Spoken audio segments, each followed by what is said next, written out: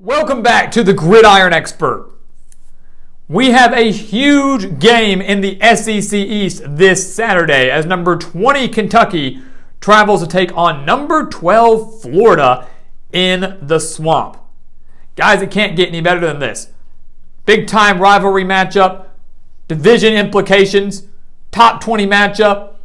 You can't beat it. You can't beat it. And we're here to break down everything you need to know today for this big time matchup between the Wildcats and the Gators. And of course, sharing our official prediction and winner for this game. But before we do that, guys, again, welcome back to the Gridiron Expert. We're so glad you could join us today. Please continue to like, comment, subscribe, share our videos. Guys, we are so close to 10,000 subscribers. Help us reach that mark. Hopefully by next week. Help us get to that 10K mark by next week. It's going to be a major milestone for us, and we want you to continue to become a part of our GE Nation. You can also continue to do that by checking out everything down in the description below. Again, we've got those expert picks over on our website, thegridironexpert.com. Some of the best college football and NFL spread picks in the entire country can only be found on thegridironexpert.com. Have beat out over 80% of the national analysts, hitting over 60% of our bets so far this year. You do not want to miss out on those picks. Again, make sure you go check those out and sign up today.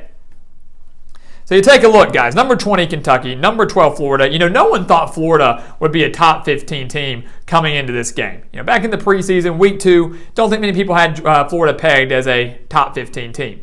But one win over Utah, number 7 team in the country at the time, and boom, here we are. Love it. Night game in the Swamp, back-to-back weeks, top 20 matchup. Again, you can't beat it. Florida, of course, guys, has dominated this rivalry series. Kentucky has only defeated the Gators twice since 1987, but both of those wins have come under Mark Stoops. He has shown that he is not afraid of Florida. He's afraid of no man, no team, and no environment.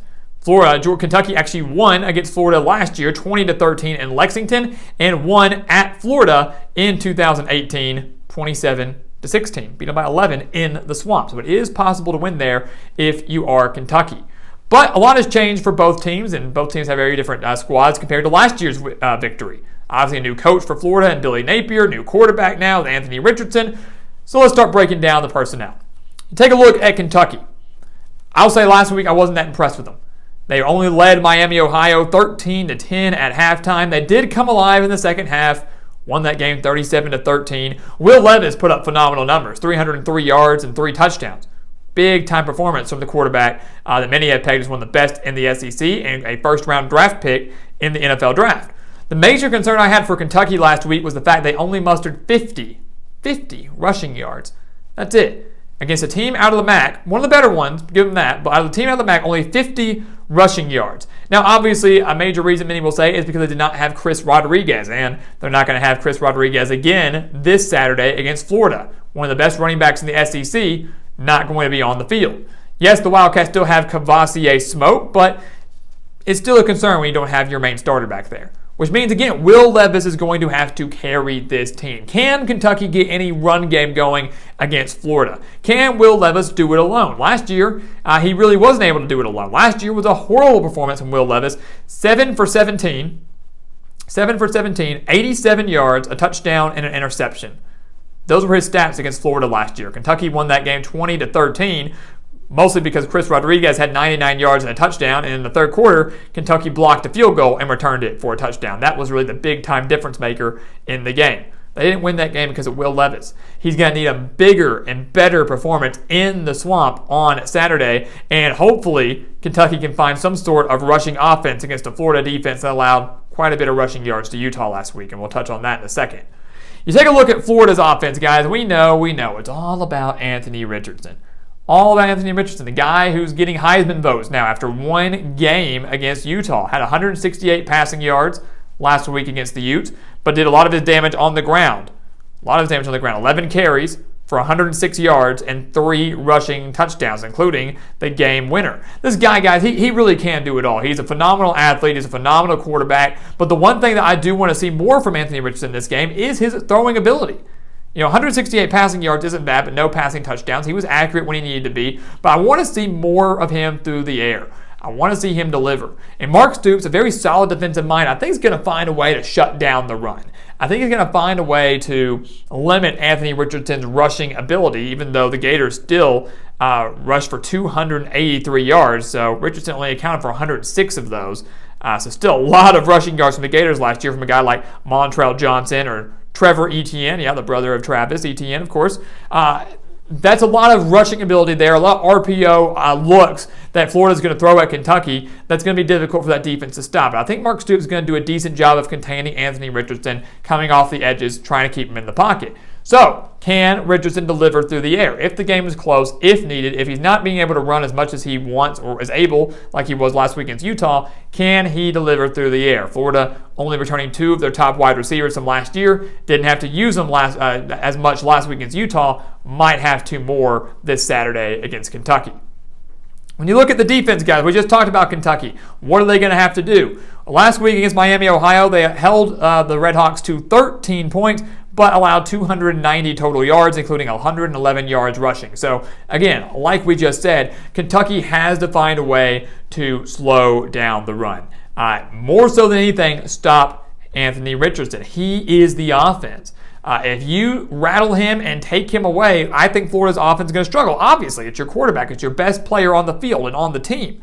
But Kentucky last week, guys, was also outgained by 61 yards on the ground. Miami, Ohio ran for more yards on the ground than they did, 111 to 50. So Kentucky's going to have to find a way to keep it relatively even. They're going to have to find a way to stop Anthony Richardson, to stop this ground game, and again, force him to win the game through the air. Force Anthony Richardson to win the game through the air. We know he's got a big arm. We know he can be accurate, but we haven't seen much of it.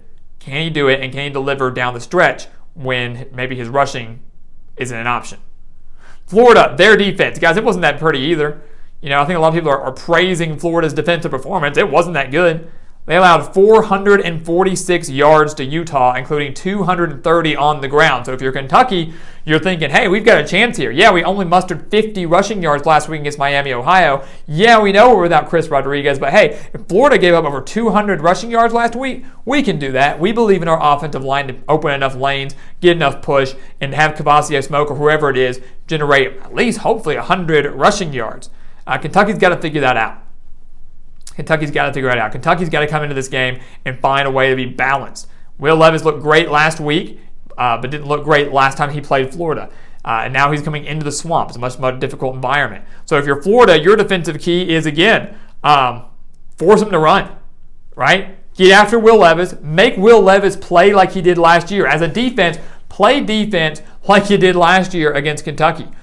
Force Will Levis into a bad game. If he's unable to make his reads because he's constantly under pressure, or you get a couple early big hits on him, or you get a couple big turnovers off of him, and the passing game simply isn't working for Kentucky, I don't have faith in the Kentucky run game right now. I really don't. So you get after Will Levis, limit him, force Kentucky to have to hand the ball off, run, get him behind the chains. Kentucky's done for. Kentucky is done for. This is a really good football team, guys. It's a good team. They're well coached by Mark Stoops, but right now, without one of their best players on the field and Chris Rodriguez, again, people might say we're putting too much stock into that, but I disagree. They didn't look good against Miami, Ohio, at least on the ground game. Levis is great, but he can't do it all. So what's going to happen, guys? What's going to happen in the swamp on Saturday night? Again, people are very high on Kentucky this year.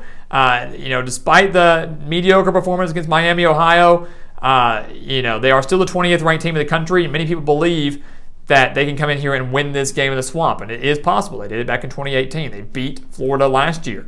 Many are worried about a Florida letdown. I will, for one, do not believe they should be ranked the 12th ranked team in the country. I believe that is way too high. We have them actually at 25th. They're a top 25 team, but they're not top 15.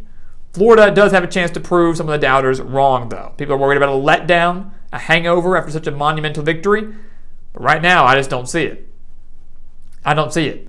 You're getting the same rowdy Florida crowd that helped them beat Utah last week. They're going to be back at night in the swamp to take on Kentucky. Florida not only is hungry for revenge after their loss to Kentucky last year. It's a rivalry game. That's enough motivation. But you're motivated to get revenge. You're motivated to show last week wasn't a fluke. And I believe that this defense shows up and shows out. They get after Will Levis. He isn't able to handle the swamp. He isn't able to handle the heat. He's not able to handle the pressure. He's not able to handle the environment. And Florida gets after him. Kentucky's not going to be able to run the ball effectively. And I believe that while Kentucky does limit Anthony Richardson a little bit, he doesn't have as big of a game as he had last week, the other running backs for Florida step up. They make the plays. Anthony Richardson might not take me too many shots downfield, but his check downs, his shorter intermediate throws, they're going to be hitting. And Kentucky's going to struggle to stop that.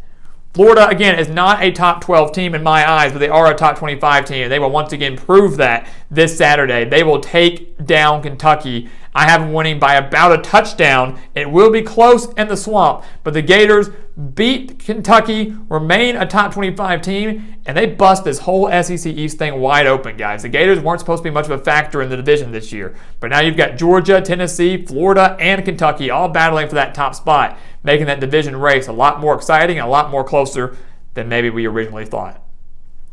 So guys, thank you so much for watching us here at the Gridiron Expert on YouTube. Make sure to continue to like, comment, subscribe, share our videos. Help us get to 10,000 subscribers. Also, make sure to check out everything down in the description below, guys. We have our expert picks over on our website, thegridironexpert.com. Make sure to check those out. Sign up for those today before the games start hitting tomorrow.